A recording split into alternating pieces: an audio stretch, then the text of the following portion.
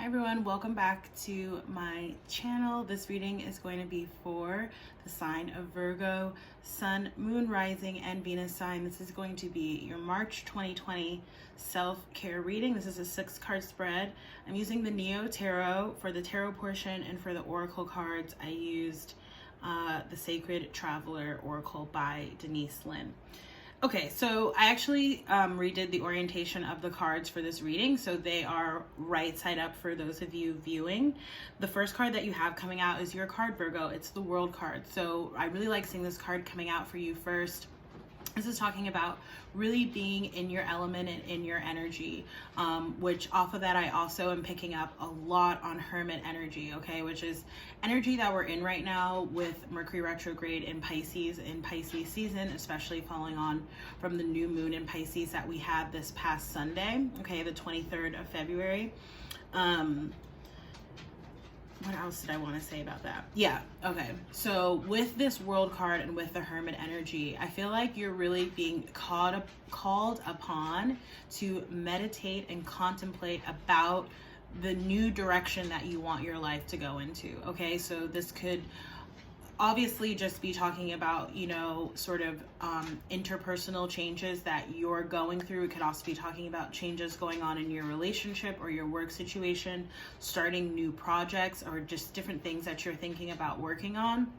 But with that World card, it's like, yeah, starting a whole new cycle. I'm feeling very strongly new beginnings for you Virgos. Okay. So the next card coming up in the spread is read right to left. So you have the 7 of Swords reversed. I like seeing that energy come out reversed, okay? Because this is talking about honoring and following your truth, as well as paying attention to your intuition, okay? I feel like there might be people around you or situations around you which, you know, for lack of a better phrase, are like lying to you, okay? It's like, you know, it's almost like you can't necessarily really trust what you're seeing or what you're hearing in terms of external factors, okay? So again, from other people or other things, which is why you really have to pay attention to your own intuition and again, that direction that you want to go into. Because I'm getting a lot of air energy, but specifically for y'all Aquarius, this World card kind of reminds me of the Star card a little bit, which is Aquarian energy. And I'm also seeing the 2 of Swords, okay, which talks to needing to make some kind of decision, okay, again, regarding a person or a situation, or like the personal path that you're going down, the spiritual path that you're going down, but making that decision based off of your intuition and not paying attention to outside sources or influences which may serve to confuse you, or worse yet, create conflict, okay, which is sometimes what that 7 of Swords energy can be speaking to. Not the 7 of Swords specifically, but on this card I see like 5 of Swords and then 2 of Swords, and 5 of Swords speaks to that conflict energy, okay? Also feeling just a lot of change for y'all here, both with that 7 of Swords and the 5 of Swords that I'm seeing, and the 2 of Swords, as well as with the World card. Obviously that is indicative of major changes going on. Virgos, you guys are, you know, you're related to the Scorpio, to the sign of Scorpio, and Scorpio is all about death and transformation, and I'm feeling that very strongly in your reading. In fact, I think I saw the Death card as I was shuffling, although I did that a little bit ago. So no, I saw it. So you are, it's almost like you're needing to let something die, okay? It feels again like more metaphorical in terms of like going through some kind of transformation or a shift that feels very personal and very spiritual to you. But yeah, needing to let something go, or let something, you know, metaphorically die so that you can move forward. All right. The next card, and this is also the self-care tip to try, so I'm glad I just said that, because that's the one I'm going to reference for in the book. Let me just find it. Yeah, I want to speak to the self-care tip for this card. So it says, indulge in your transgressive saboteur fantasies in a healthy way by snuggling up with a bunch of fun, silly movies about espionage or committing the perfect crime. Consider how you would have done it better, then start planning. It says kidding, but they're fantasies for a reason.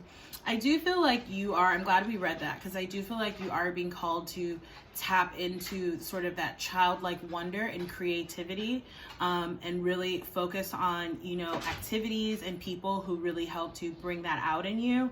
Okay. And then on the next card, as you can see, it looks like, you know, the figure on the card is actually painting. So perhaps, you know, some of you want to paint or, you know, draw. Others of you, it could be writing or, you know, working with any other sort of creative modem or vehicle. Okay. So the Eight of Pentacles coming up next, upright. This is speaking to what might be stopping you. Okay. So with the Eight of Pentacles, this could be that there's a lot of that you're working on right now. Okay. And again, you are being called to really spend quiet time alone, that hermit energy, as well as tapping into your creativity in a sort of childlike or playful kind of manner. Okay, so I'm feeling like there's a need for a balance here between work and play. Okay, with the Eight of Pentacles. So you might be in school, you know, you might be working perhaps more than one job or just working a lot at one job. But definitely you're being called to sort of be aware in terms of how much time you are dedicating to work versus how much time you are dedicating to play here. Okay. The next card coming up is saying how to address this. And you have the Judgment card, which is also earth energy. Okay.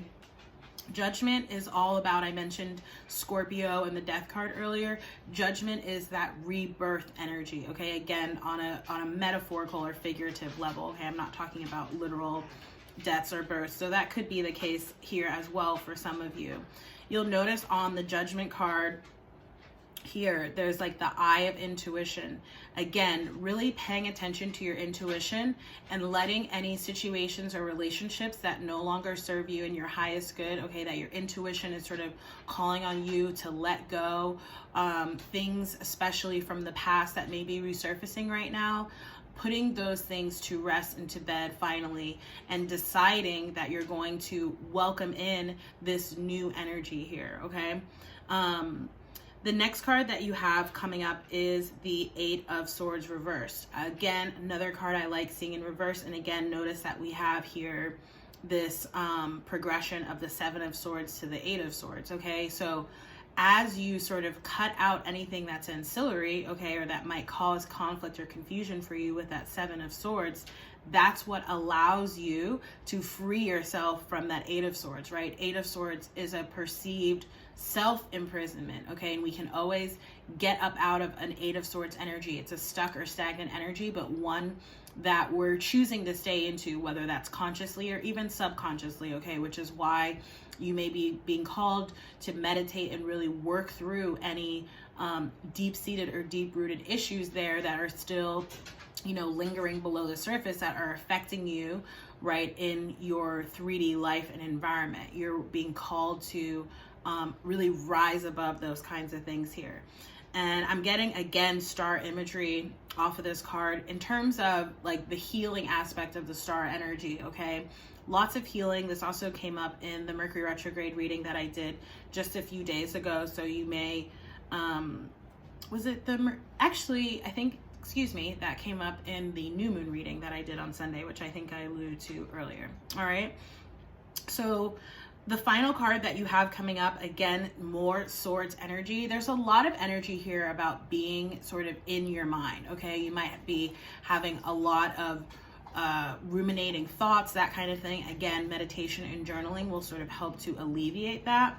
But lots of air energy coming up here with all of these swords. And the Ten of Swords, that is the ending, right? That is the ending before we sort of beget or come into a new cycle, okay? And again, that is indicative of needing to let some sort of situation, again, with a person, around work, around school, something, a project, let that really come to rest and go to bed, okay?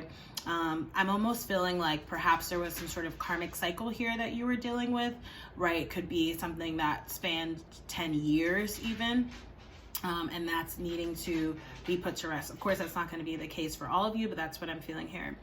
Also, just to note, I'm seeing the Five of Cups at the bottom of the deck, okay? Which Five of Cups speaks to having feelings of regret or shame or guilt around the past, all right? And the Five of Cups is coming up in the upright for y'all. So I feel like you might really be in that energy right now.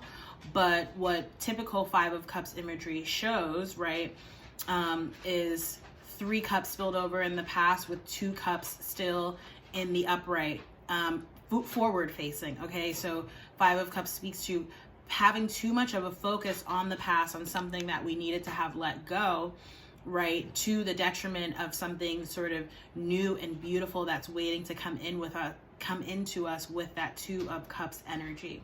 All right, so I'm really feeling like there's this, it's almost like there's opportunity knocking at your door, and say you're like in a room and it's like you can't open the door that's someone or something is knocking at until you close the door that you came into the room through, if that makes sense. All right, so that's the tarot guidance. Now for your oracle cards, you had 2 cards come out from the Sacred Traveler Tarot, like I mentioned, Taking Shelter, which again reminds me of the Hermit energy. It says the answers are within. Again, talking about going within, meditating, tapping into your higher self and source and knowledge in terms of what direction it is that you need to move forward in, what sort of decisions it is that you need to be making about, you know, what you're involved with, who you're involved with, that kind of stuff. And then it says wise leader, you are a beacon for others. Okay, so and then you also have stepping into your power. That's coming up at the bottom. So it says you are strong beyond measure. Again, I feel like going within, right, getting that clarity within, honoring and following your truth and your intuition is going to promote you into this position of being that wise leader and that beacon for others, right? That beacon of light that other people can sort of look towards as an example, and into your power, right? Which is what's coming up here at the top of the reading with the World card there, which again is your energy. So I feel like y'all are there. Okay, or like I literally am feeling like you're just on the cusp of something, okay? And you may be feeling like this 10 of Swords cards, you know, indicates you may be feeling like tired and wondering like, what is it that I still have to do, or that I still have to detach from, or that I still have to let go? Again, go within, try to have, you know, some compassion for yourself. Don't beat yourself up about where you are. Give yourself credit, in fact, for how far you've come. You know, oftentimes we forget how far we have come in life and everything that we have overcome. So sometimes in remembering the past in that way, it can be helpful to remember the internal strength that we have to overcome anything, as well as to accomplish anything that it is that we want. So Virgos, I'm going to shut your reading down there.